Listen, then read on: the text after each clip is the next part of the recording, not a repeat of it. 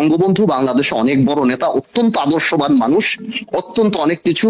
বঙ্গবন্ধু সবচেয়ে এই এখন যেই হারে ইয়াবাবদি, বিচ্ছু, শামসু, এইটা ওইটা যারা রাজনীতি করে, এদের গায়ে মুজিব কোড দেখলে ভাই আমার খুব খারাপ লাগে। আপনি যদি আপনার পার্টি ফোরাম আলাপ হন, মুজিব কোড মুজিবকে মানায় ভাই, আপনি আর বঙ্গবন্ধুর এই জিনিসটা, এই ইয়াবাবদি, বিচ্ছু, শামসু, এরে ওরে যাদেরকে টেন্ডার একদম চমৎকার বলেছেন। কিন্তু বেরিসা পার্থ, আপনার কাছে কি ধরেন মানে আপনার রুচি নীতি বলার অনেক ফলোয়ার, কিন্তু আপনার কাছে কি মনে হয় না যে আপনি এই একই রুচি নীতি এইটা নিয়ে আপনি যখন জনাব তারেক রহমানের সাথে কথা বলেন, বিএনপির অন্যদের সঙ্গে কথা বলেন, তখন কি আপনি একই স্ট্যান্ডার্ডে থাকেন বা একই স্ট্যান্ডার্ড? আমি আপনাকে একটা কথা বলি, আমার জিনিসটা আছে কি, আপনি কিন্তু বারবার বিএনপির একটা জায়গায় না ব্যক্তিতে আপনি চলে যাচ্ছেন। আমার কাছে বিএনপি এবং তারেক রহমান একই জিনিস। আমি বলি না না না, তারেক রহমান সহ আরো অনেক মানুষ বিএনপিতে আছে। আমি আমার কাজ করি, আমি যদি কালকে, আমি যখন শেয়ার মার্কেটের ব্যাপারে কথা বলেছিলাম, আমি পার্লামেন্টে দাঁড়িয়ে বলেছিলাম আমাদের মধ্যে কেউ থাকলেও তার বিচার করেন। বিএনপি যা করেছে, যা কিছু করেছে, তার জন্য তো BNP is not in power. BNP got 30 seats in 2008।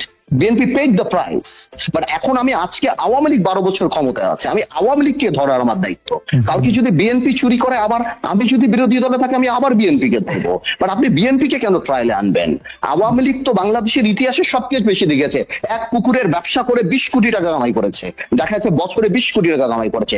যাদের টিন নাম্বার নাই, যারা টিনকে টিন মনে করতো, টিআইএন ট্যাক্স আইডেন্টিফিকেশন নাম্বারকে যারা অ্যাকচুয়ালি টিন মনে করতো, তারা হাজার হাজার কোটি টাকার মালিক হয়েছে। এবং এই ভাই যে কথাটা প্রথমে আরম্ভ করেছিল, এই কথাটা বলি স্বপন ভাই, যে মাননীয় প্রধানমন্ত্রী তো ডেকে ডেকে পলিটিশিয়ান বানানোর জন্য এমপি বানিয়েছে, যাদের বাবারা এই দেশে রাজনীতি করেছে, বড় বড় রাজনীতিবিদ ছিল, অনেক বড় বড়, তারা এসে কেউ নগদের মালিক হয়েছে, কেউ পাওয়ার প্ল্যান্টের মালিক হয়েছে। চেষ্টা করেছিল আওয়ামী লীগ উপর থেকে, যখন সংস্কারপন্থীদের বাদ দিয়ে মিড ক্রাইসিস যাদেরকে দিয়েছে, তারা তখন আইজিডব্লিউ ব্যবসা করেছে, ডিপ সি ফিশিং ট্রলার ব্যবসা করেছে। আওয়ামী লীগ দেখে ক্যাসিনো ব্যবসা কে করেছে? বিএনপি করেছে ক্যাসিনো ব্যবসা। এখন যে সম্রাট জেলে, সম্রাটের বাবারা কোথায়? আমার মনে হয় একদমই চমৎকার বলেছেন স্বপন ভাই। আমরা একটু আমাদের প্রোডিউসার একটু এক্সটেন্ড করেছে টাইম, সেজন্য আপনার কাছে আমরা একটু ফিরতে পারলাম। আপনি একটু 1 মিনিট একটু বলবেন, কারণ অনেকগুলি অভিযোগ পার্থ সামনে নিয়ে আসছে। তারপর আবার পার্থ থেকে আমরা একটু 40 সেকেন্ডের সমাপনী কথা শুনবো। না না, ব্যারিস্টার পার্থ চমৎকার বলেছেন, তিনি বলেন ভালো, কিন্তু কথা বলতে বলতে তিনি এমন একটা ব্যক্তিগত আক্রমণ করে ফেলেছেন, যে ব্যক্তিগত আক্রমণটি আমি পার্থর মতো একজন রাজনীতিবিদের কাছ থেকে আশা করিনি। তিনি আমাকে ছোট বলেছেন স্বপন ভাই। না, ছোট বলেছেন, আমি এটা বলি না। এটা নিঃসন্দেহে আমি রাজনীতিবিদ হিসেবে না, আমি একজন মানুষ, প্রচন্ড আহত, আমি অত্যন্ত দুঃখিত, প্রচন্ড আহত হয়েছি। আমি অনুষ্ঠানে এ ধরনের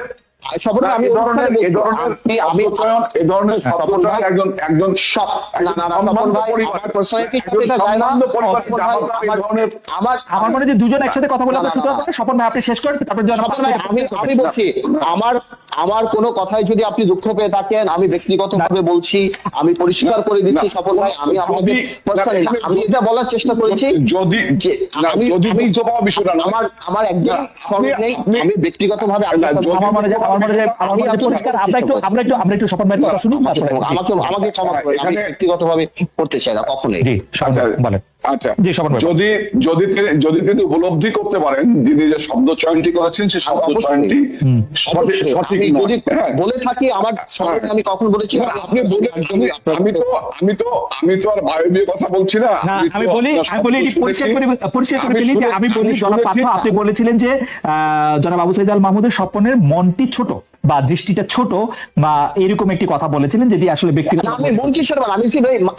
আমি বুঝাতে চেয়েছি যে ওনার সার্কেলটা, মানে উনি যে চিন্তা মন বা ওনাকে বলেছেন। যাই হোক স্বপন ভাই, আমাদের আর সময় নেই, আপনি যদি আপনি কথা শেষ করেন।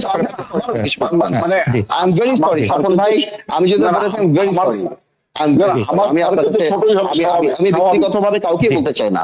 জি জি,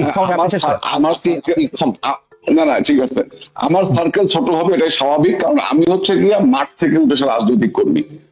হ্যাঁ, আমি একদম শ্রম দিয়ে উঠে আসা রাজনৈতিক কর্মী, এবং আমার সৌভাগ্য হয়েছে গণমানুষের সঙ্গে মিশবার সঙ্গে, এবং ওই এখনো প্রতিনিয়তই গণমানুষের সঙ্গে মিশি, এখনো মানুষের ঘাম আমার শরীরে লাগে। এই প্রসঙ্গে কিছু বলতেন যে এই প্রসঙ্গে কিছু বলতেন যে আপনাকে নিয়ে আসলে কথা বলা উদ্দেশ্য ছিল না জনাব পাত্র, আমি যতটুকু বুঝি এই জন্য এই পর্যন্ত চেয়েছেন। যিনি পিন পয়েন্ট করেছেন যে এত টাকা পাচার হচ্ছে, এত দুর্নীতি হচ্ছে, সেই সম্পর্কে আপনি কিছু বলবেন কিনা? যেটি আপনি আসলে আমি ওনাকে আক্রমণ করিনি, আমি এখনো না করছেন না, আপনি করছেন না, কিন্তু আপনি মন খারাপ করেন না, আপনি ওইটি নিয়ে বলেন আসলে। আমি এই কথা কখনোই বলিনি একবার যে টাকা পাচার হয়নি। টাকা অবশ্যই পাচার হয়েছে, টাকা পাচার হচ্ছে, টাকা বিভিন্ন নামে বেনামে পাচার হচ্ছে। টাকা পাচারটা কারা করছে? টাকা পাচারটা পলিটিশিয়ান করছে, টাকা পাচারটা আমলা করছে, টাকা পাচারটা ব্যবসায়ী করছে। এই জিনিসটা আমি মনে করি গবেষণার দাবি রাখে। এক ধরনের বায়বীয় অভিযোগ আমরা সবসময় করতে পারি, কিন্তু বায়বীয় অভিযোগ করে এই সমস্যার সমাধান হবে না। আপনি বলছেন যে টাকা পাচার হচ্ছে, কিন্তু টাকা পাচার কে করছে সেটি গবেষণা করে বাইর করতে হবে। মানে আমাদের নৌকার তলে কি আমরা ফুটাটা স্বীকার করে নিচ্ছি, কিন্তু ফুটাটা সারাই করার জন্য আমরা গবেষণা করবো? খালিদ সাহেব, এখানে আপনার সঙ্গে আমার দৃষ্টিভঙ্গি পার্থক্য। আমরা একটা লাইন জানতে চাইবো যে আপনারা স্পেসিফিক অভিযোগ না করে আপনার এরকম ঢালাও অভিযোগের যে এইটার অভিযোগ আসলে স্বপন ভাই, আমি তো স্পেসিফিক বললাম, আপনি স্পেসিফিক করতে পারবেন কিনা? আপনার চিন্তা চেতনা অনেক ছোট। আমি বলবো আপনাকে পার্সোনাল দায়িত্ব নিয়ে, আর আপনাকে এটাও বলবো, আপনি বয়সে 10 বছর বড় হবেন, মানুষ এই ধরনের কথা বললে আপনাদের প্রচন্ড গালিগালাজ করবে, আপনারা কিন্তু লজ্জা পাবেন। এই স্টিগমা নিয়ে আপনাদের বাচ্চা কাচ্চা স্কুল কলেজে গেলে মানুষ বাজে কথা বলবে, হয়তো ওবায়দুল কাদের সাহেব প্লিজ প্লিজ না, স্টিগমা আছে, অনেক স্টিগমা মানুষের আছে, মানুষের কাছে মানুষ অনেক ওপেন মাইন্ডেড হয়ে গিয়েছে। উনি 7 লক্ষ কোটি টাকা এই দেশ থেকে পাচার হয়েছে, বড় বড় রিপোর্টে আসছে, উনি বলছেন কিছুই হচ্ছে না। বা বাকশালের সময় অন্যান্য রাজনৈতিক দল ব্যান্ডও করা হয়েছিল, পত্রিকা লিমিটেড করা হয়েছিল, আরো অনেক কিছু করা হয়েছিল। আর বাকশাল এত ভালো যদি থাকতো তাহলে বাকশাল বাদ দিল কেন? আওয়ামী লীগ আবার নতুন করে আওয়ামী লীগ করলো কেন? বাকশালই করতো, বাকশালে কি আমার মনে হয় আপনার কাছে মনে হয় না যে বাকশাল আমি একটা কথা পার্টিকে যেমন বাদ করেছিল, আওয়ামী লীগকেও তো বাদ করেছিল শেখ মুজিবুর রহমান বঙ্গবন্ধু। আমি সেটাই বলছি, আওয়ামী লীগের জন্মবার্ষিকী যখন করা হয় তখন মাঝখানের ওই বাদের পার্টটুকু বলা হয় না। আর এখানে একটা ঝামেলা হয়ে যায়, মানে কি আমরা যখন কথা বলি আর স্বপন ভাইরা যখন একতরফা সবকিছুতেই প্রশংসা করে তখন আসলে কথা বলাটা মুশকিল হয়ে যায়। যে আওয়ামী লীগের কোনো দোষী নেই, আওয়ামী লীগ কোনো খারাপই কিছু করে নাই, আওয়ামী লীগ জীবনে কোনো খারাপ কিছু করতে পারে না। তো ওইখানে যে না আমরা তখন কথা বলাটা মুশকিল হয়ে যায় আসলে, যে কারো কোনো দোষী যদি না থাকে, সবকিছুই ফেয়ার হয়েছে 2018 নির্বাচনে। এই জিনিসগুলি আসলে বলার কিছু নেই। আপনি যে কথাটা বলছেন, আপনার কথায় আসি আমি শরৎ মহিউদ্দিন ভাই।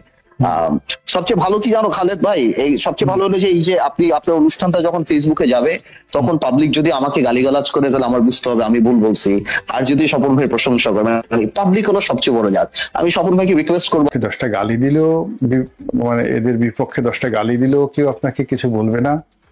আবার এদের পক্ষে যদি আপনি বলেন তা নিয়েও মানুষের কোনো মাথায় ব্যথা নেই।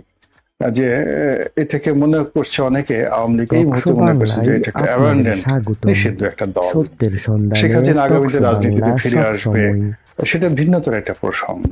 তো কাজেই তাকে টার্গেট করে কিন্তু মেজর ডালিমকে যারা এনেছেন, প্রযোজনা করেছেন, এটার পিছনে অর্থ ব্যয় করেছেন, উনি তো এমনি আসেননি। যেখানে গত 50টি বছর তাকে দেখা যায়নি এবং প্রাণ ভয়ে তিনি পালিয়ে বেরিয়েছেন।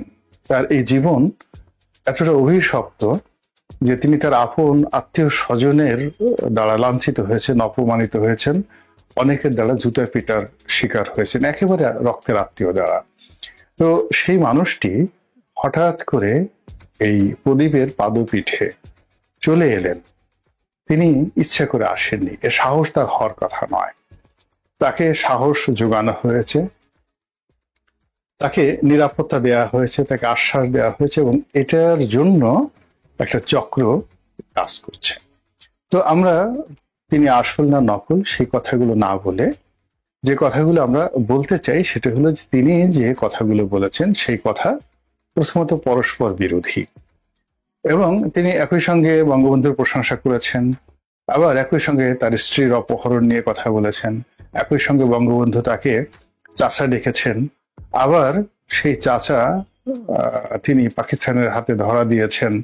আবার মুক্তিযুদ্ধের সময় সেই চাচাকে তিনি খুন করা, অর্থাৎ চাচা হয়েছেন মুক্তিযুদ্ধের পরে, আর মুক্তিযুদ্ধের আগে তিনি সেনাবাহিনীতে যখন কর্মরত ছিলেন এবং যখন মুক্তিযুদ্ধ হয় তখন তিনি চাচাকে হত্যা করার ব্যাপারে তখন থেকে তিনি সিদ্ধান্ত নিয়েছেন। এখন যিনি পাকিস্তানের কারাগারে বন্দী অবস্থায় ছিলেন তার দৃষ্টিতে তিনি পাকিস্তানপন্থী। পাকিস্তানের কাছে তিনি ধরা দিয়েছেন, তিনি অবিভক্ত পাকিস্তানের প্রধানমন্ত্রী হতে চেয়েছেন। তো অবিভক্ত পাকিস্তানের যিনি প্রধানমন্ত্রী হতে চান এবং পাকিস্তানের সরকারের উপর তার এতটা প্রভাব যে তিনি পাকিস্তানের সরকারকে হুকুম করেছেন যে আমাকে গ্রেপ্তার করে নিয়ে যান, এবং তাকে সেখানে রাজকীয় মেহমান হিসেবে গ্রেপ্তার করে নিয়ে গেছে।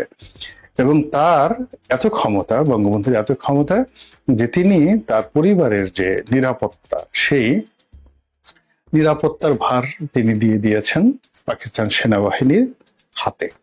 এটা হলো তার বক্তব্যের একটি অংশ। তো এটা যদি সত্যি হয় তাহলে তিনি ভারতের দালাল হবেন কি করে? তিনি তো আইএসআই এর দালাল হবেন, তিনি তো পাকিস্তানের দালাল হবেন, ভুট্টোর দালাল হবেন, কিন্তু কোনো অবস্থাতে ভারতের দালাল হবেন না ওই সময়টিতে।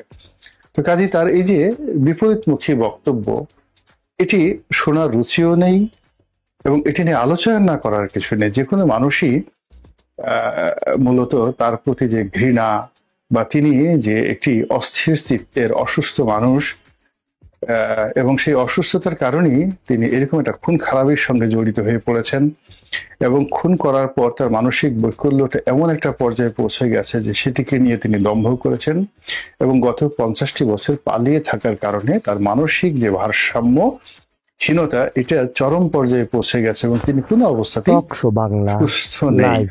এবং তিনি যে কথাগুলো বলেছেন এগুলো কারো শিখিয়ে দেওয়া, কারো পড়িয়ে দেওয়া এবং লিখিত বক্তব্য।